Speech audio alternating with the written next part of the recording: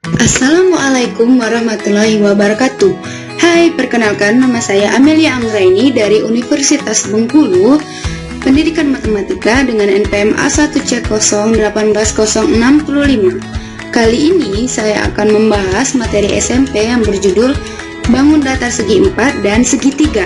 Simak baik-baik ya.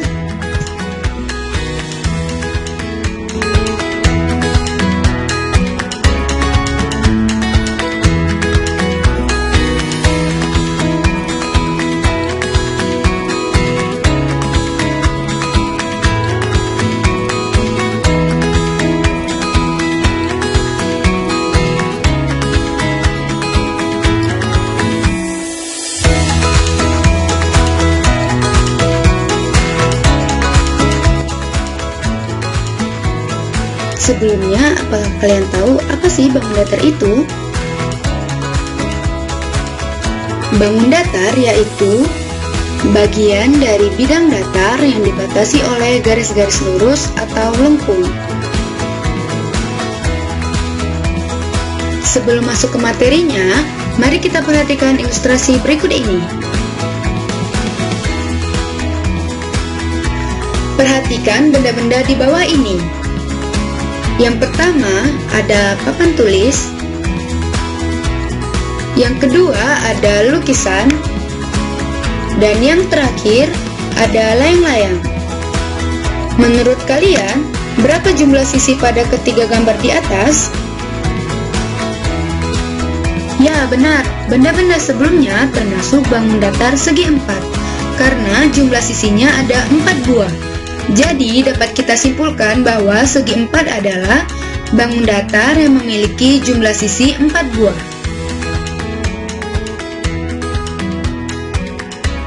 Sekarang, ayo perhatikan gambar berikut ini. Yang pertama ada penggaris siku, yang kedua ada rambu jalan, dan yang ketiga ada potongan pizza. Menurut kalian, berapa jumlah sisi ketiga gambar tersebut? Dan berapa buah sudutnya? Ya, benar sekali. Benda-benda sebelumnya termasuk bangun datar segitiga, karena sisinya ada 3 buah dan mempunyai 3 buah sudut. Jadi, dapat kita simpulkan bahwa segitiga adalah bangun datar yang dibatasi oleh 3 buah sisi dan mempunyai 3 buah titik sudut.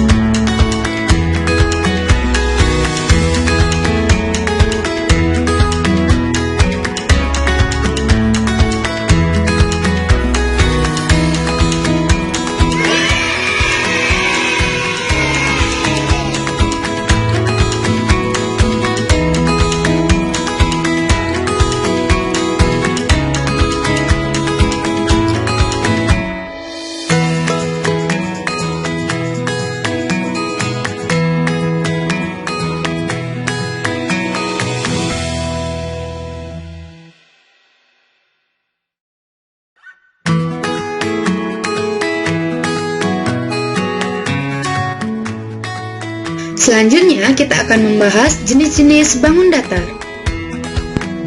Yang pertama ada bangun datar persegi panjang. Persegi panjang.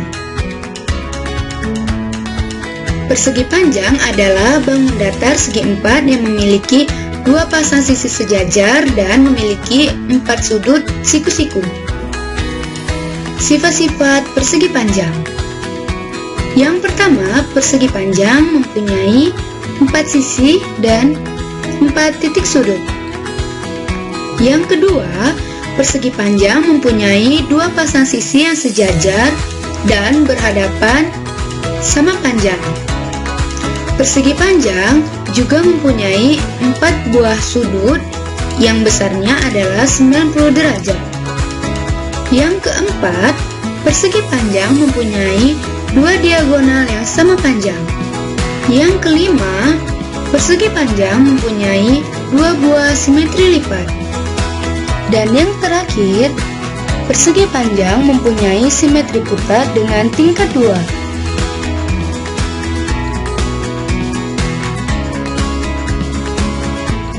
Dan yang kedua ada bangun datar persegi. Persegi. Persegi adalah bangun segi empat yang memiliki 4 sisi sama panjang dan 4 sudut siku-siku, dan juga dapat menempati bingkainya sebanyak 8 cara. Sifat-sifat persegi. Yang pertama, persegi mempunyai jumlah sisi 4 buah dan memiliki 4 titik sudut. Yang kedua, persegi mempunyai dua pasang sisi yang sejajar dan sama panjang. Yang ketiga, keempat sudutnya mempunyai besaran yang sama, yaitu sebesar 90 derajat. Yang keempat, persegi mempunyai dua buah diagonal yang sama besar. Yang kelima, persegi mempunyai jumlah simetri lipat sebanyak 4 buah. Dan sifat persegi yang terakhir mempunyai simetri putar tingkat sebanyak 4 buah. Dan yang ketiga ada layang-layang. Layang-layang. Layang-layang adalah segi empat yang dibentuk dari gabungan dua buah segitiga sama kaki yang alasnya sama panjang dan berimpit. Sifat-sifat layang-layang. Sifat yang pertama, layang-layang mempunyai 4 sisi dan 4 titik sudut. Yang kedua, layang-layang mempunyai dua pasang sisi yang tidak sama panjang. Yang ketiga, layang-layang mempunyai dua sudut yang sama besar. Yang keempat, diagonal pada layang-layang berpotongan tegak lurus. Sifat layang-layang yang terakhir adalah mempunyai satu simetri lipat. Yang keempat, segitiga. Segitiga. Segitiga adalah bangun datar yang dibatasi oleh 3 buah sisi dan mempunyai 3 buah titik sudut. Sifat-sifat segitiga. Yang pertama, segitiga memiliki 3 sisi dan 3 buah titik sudut. Yang kedua adalah jumlah ketiga sudut pada segitiga adalah 180 derajat. Yang ketiga, simetri lipat pada jenis-jenis segitiga berbeda-beda. Dan yang terakhir, simetri putar pada jenis-jenis segitiga juga berbeda-beda. Selanjutnya ada bangun datar jajar genjang. Jajar genjang. Jajar genjang adalah bangun segi empat yang dibentuk dari sebuah segitiga dan bayangannya yang diputar setengah putaran atau 180 derajat pada titik tengah salah satu sisinya. Sifat-sifat jajar genjang. Sifat jajar genjang yang pertama adalah mempunyai 4 sisi dan 4 titik sudut. Sifat yang kedua, jajar genjang mempunyai 2 pasang sisi yang sejajar dan sama panjang. Yang ketiga, jajar genjang mempunyai 2 buah sudut tumpul dan 2 buah sudut lancip. Yang keempat, sudut pada jajar genjang yang berhadapan sama besar. Yang kelima, diagonal yang dimiliki mempunyai panjang yang tidak sama. Yang keenam, jajar genjang tidak mempunyai simetri lipat. Jajar genjang mempunyai simetri putar tingkat 2.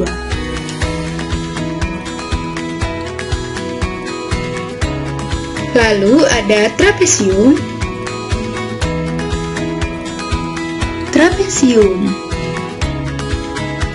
Trapesium adalah bangun segi 4 yang mempunyai tepat sepasang sisi yang berhadapan sejajar. Sifat-sifat pada trapesium. Yang pertama, trapesium mempunyai 4 sisi dan 4 titik sudut.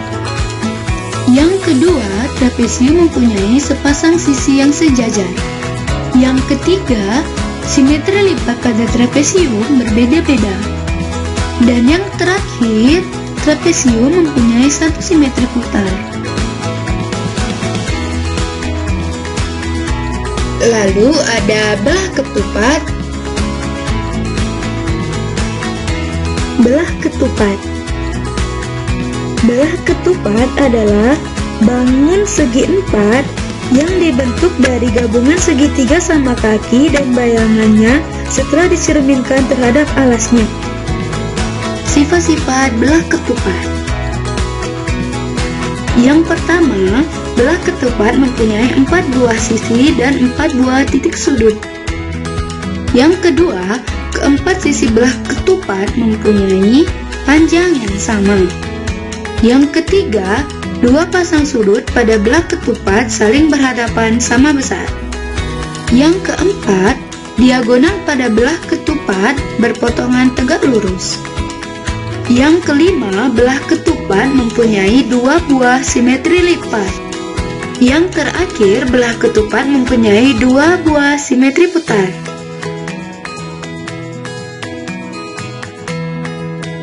Dan yang terakhir ada bangun datar lingkaran.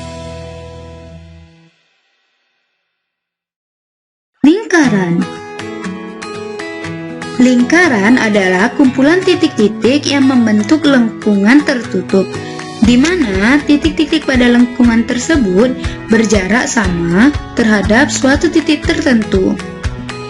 Sifat-sifat lingkaran. Yang pertama, lingkaran hanya memiliki 1 sisi. Dan yang kedua, lingkaran mempunyai simetri putar dan simetri lipat yang tak terhingga.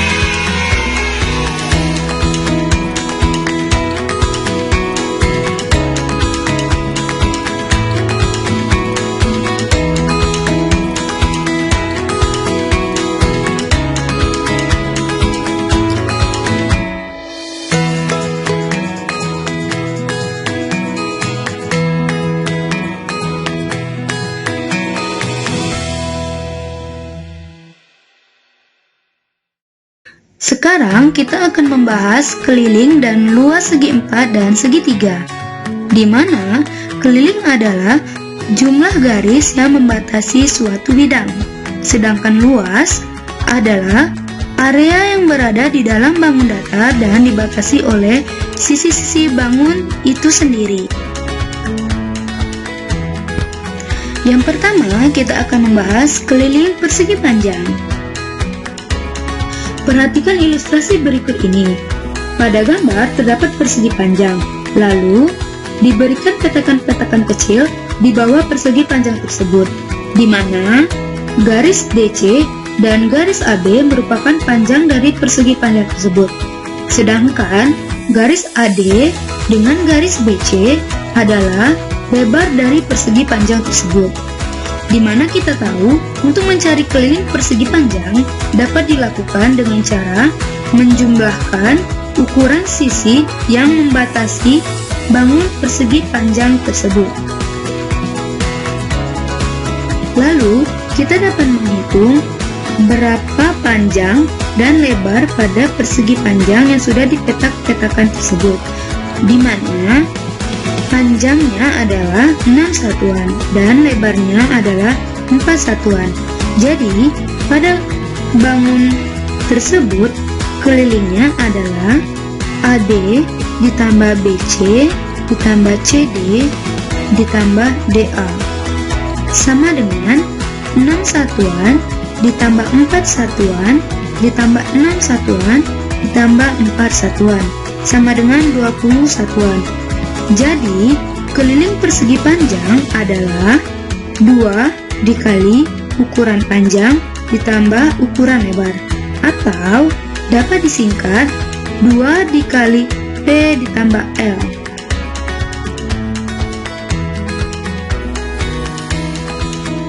Luas persegi panjang. Ayo perhatikan ilustrasi berikut ini. Pada gambar sudah terdapat persegi panjang yang telah diberikan petakan-petakan kecil di bawah persegi panjang tersebut dengan panjang yaitu 10 satuan dan lebarnya adalah 5 satuan.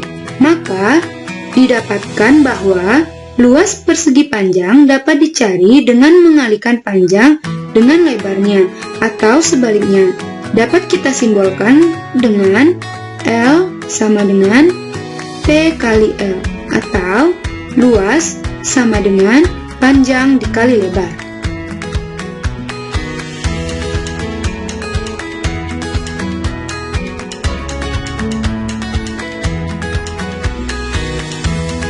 Keliling persegi. Perhatikan gambar berikut ini. Terdapat gambar persegi ABCD yang memiliki 4 buah sisi. Kita tahu bahwa untuk mencari keliling kita harus menjumlahkan semua sisi yang ada pada bangun datar tersebut. Jadi, dapat disimpulkan bahwa keliling persegi adalah sisi ditambah sisi ditambah sisi ditambah sisi, atau keliling sama dengan 4 dikali sisi.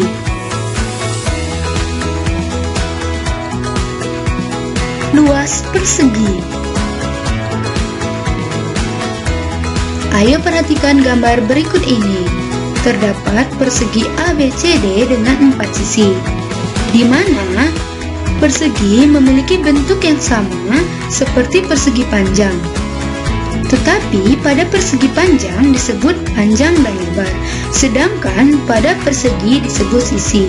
Sehingga luas dari persegi adalah L sama dengan S dikali S, atau luas sama dengan S kuadrat. Keliling layang-layang. Ayo perhatikan gambar berikut ini. Terdapat layang-layang ABCD. Untuk mencari keliling layang-layang tersebut, kita dapat menjumlahkan semua sisi pada layang-layang. Jadi, keliling layang-layang ABCD adalah AD ditambah CD ditambah BC ditambah AB. Jadi, untuk mencari keliling layang-layang, kalian hanya perlu menjumlahkan keempat sisi pada layang-layang tersebut.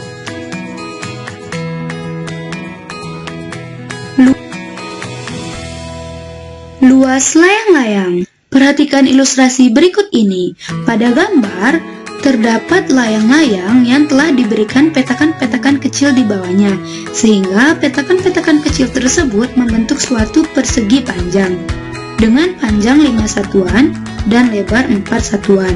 Dari gambar, kita dapat melihat bahwa panjang dari persegi panjang tersebut merupakan diagonal A dari layang-layang di atasnya, sehingga diagonal A pada layang-layang adalah 5 satuan, dan lebar pada persegi panjang juga merupakan diagonal B pada layang-layang.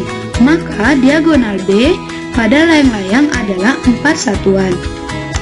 Maka rumus luas layang-layang dapat diturunkan dari rumus luas persegi panjang, yaitu panjang dikali lebar, di mana rumus luas dua layang-layang adalah L sama dengan diagonal A dikali diagonal B. Jadi, untuk mencari satu luas layang-layang adalah L sama dengan setengah dikali diagonal A dikali diagonal B. Keliling jajar genjang. Ayo perhatikan gambar berikut ini. Pada gambar terdapat jajar genjang A, B, C, D. Untuk mencari keliling jajar genjang tersebut, maka kita dapat menjumlahkan semua sisi-sisi pada jajar genjangnya. Jadi, keliling pada jajar genjang A, B, C, D adalah AB ditambah BC ditambah CD ditambah AD. Maka didapatkan keliling jajar genjang adalah 2 dikali sisi AB ditambah sisi BC. Luas jajar genjang. Ayo perhatikan ilustrasi berikut ini. Pada gambar terdapat jajar genjang dengan alas dan tinggi. Jika kita memotong bagian ujung jajar genjang tersebut sesuai dengan tingginya dan meletakkannya di sisi yang lainnya, maka jajar genjang tersebut akan membentuk suatu persegi panjang. Dari ilustrasi, maka kita dapatkan bahwa luas persegi panjang sama dengan luas jajar genjang, dengan panjang adalah alas dan lebar adalah tinggi. Jadi, dapat disimpulkan bahwa luas jajar genjang adalah alas dikali tinggi.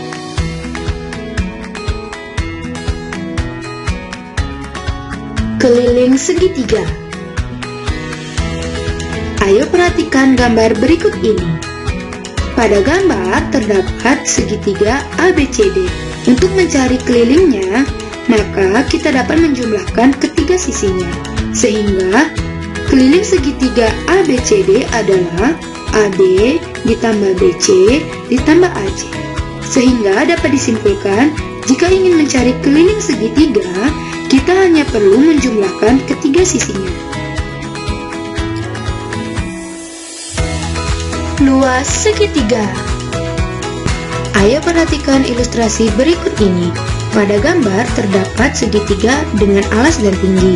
Jika kita membuat bayangan dan memutarnya pada sisi yang lain, maka akan terbentuk jajar genjang.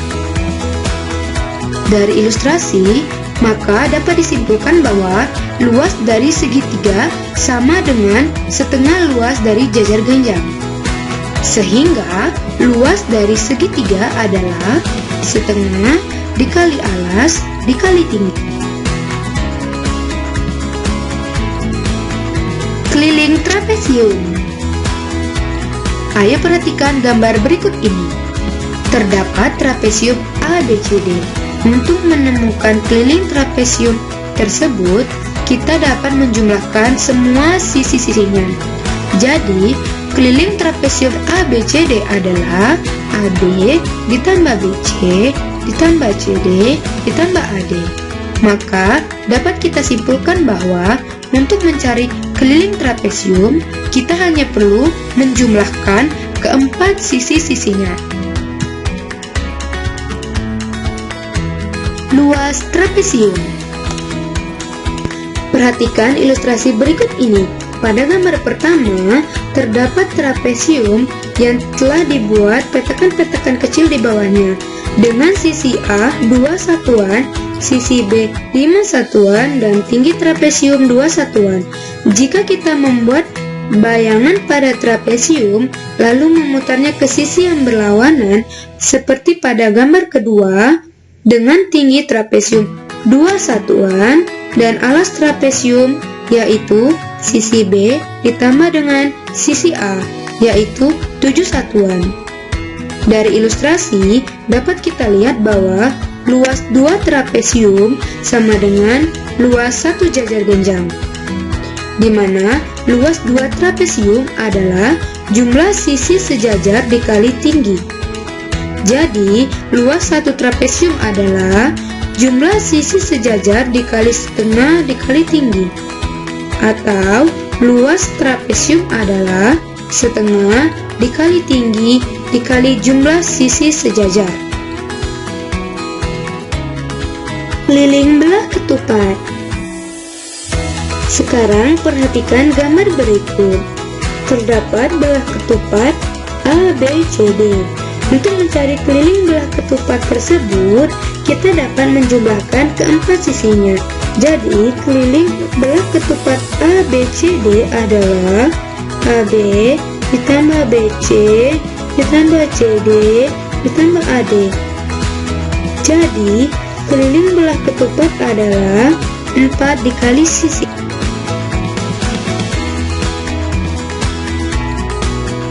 Luas belah ketupat. Ayo perhatikan ilustrasi berikut ini. Terdapat belah ketupat ABCD. Jika kita potong salah satu diagonalnya, yaitu sisi AC pada belah ketupat, maka akan membentuk dua buah segitiga sama sisi. Jadi, luas belah ketupat adalah luas segitiga ditambah luas segitiga, sama dengan 2 dikali setengah dikali alas dikali tinggi, sama dengan 2 dikali setengah dikali diagonal 1 dikali setengah dikali diagonal 2, sama dengan setengah dikali diagonal 1 dikali diagonal 2. Jadi, dapat disimpulkan bahwa luas belah ketupat adalah setengah dikali diagonal 1 dikali diagonal 2. Keliling lingkaran. Ayo perhatikan ilustrasi berikut ini. Pada gambar pertama terdapat lingkaran. Untuk mencari panjang sisinya dapat diilustrasikan dengan cara melilitkan tali pada sekeliling lingkaran tersebut. Lalu didapatkan bahwa V sama dengan keliling lingkaran per diameter, seperti pada gambar kedua. Maka keliling lingkaran adalah V dikali diameter, atau keliling lingkaran adalah 2VR, di mana R adalah jari-jari. Jadi keliling lingkaran adalah K sama dengan 2VR jika diketahui jari-jari, atau K sama dengan VD jika diketahui diameter. Yang terakhir yaitu luas lingkaran. Ayo perhatikan ilustrasi berikut ini. Terdapat lingkaran dengan jari-jari R dan titik pusat P dengan keliling 2VR. Kemudian dibuat potongan-potongan yang berpusat pada titik P.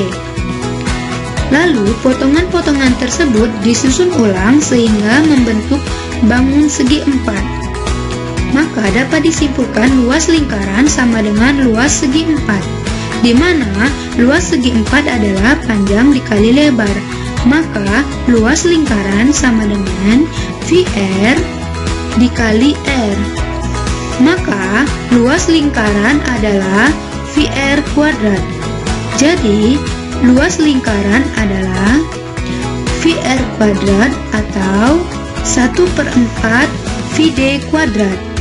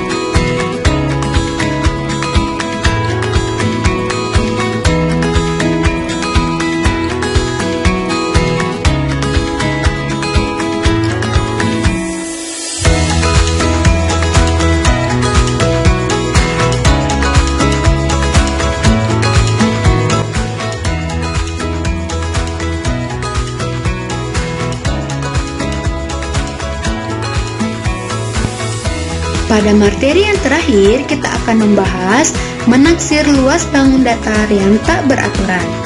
Bangun datar tak beraturan merupakan benda-benda nyata yang ada dalam kehidupan sehari-hari, seperti daun, batang pohon, penghapus, pulpen, telapak tangan, dan lain sebagainya, serta suatu gambar bidang datar tak beraturan. Benda-benda tersebut dapat diketahui luas permukaannya dengan menggunakan konsep mencari luas pada bangun ruang sisi datar. Untuk menaksir luas bangun tak beraturan, mari simak video berikut ini.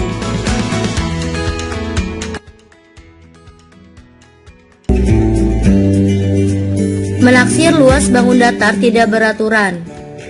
Untuk bangun datar beraturan, mungkin kita sudah tahu rumusnya, seperti rumus luas segitiga atau rumus luas persegi dan sebagainya. Tapi gimana untuk bangun datar yang tidak beraturan? Untuk menghitung luas bangun datar tidak beraturan, kita menggunakan beberapa petak persegi yang kita buat di bawah gambar bangun datar yang tidak beraturan.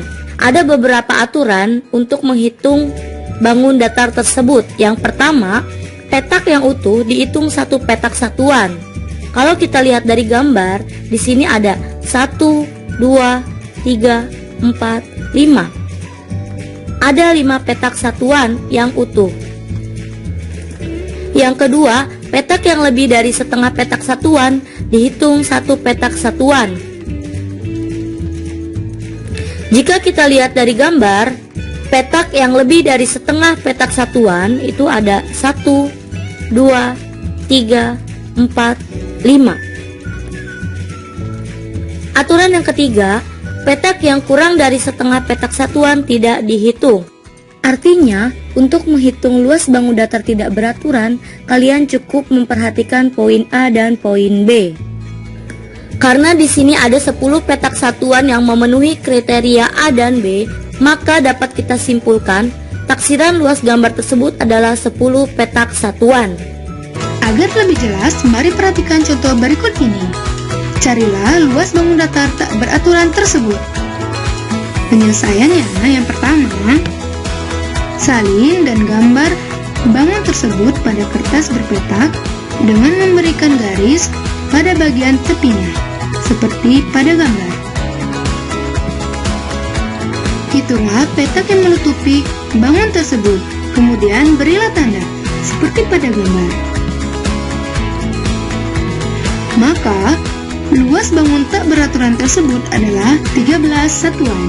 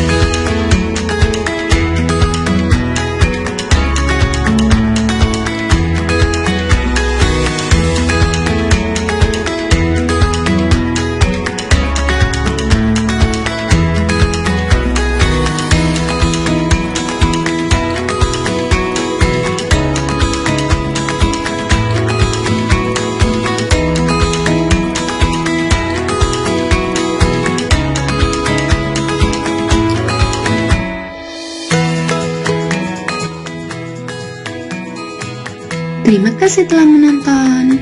Sampai jumpa kembali.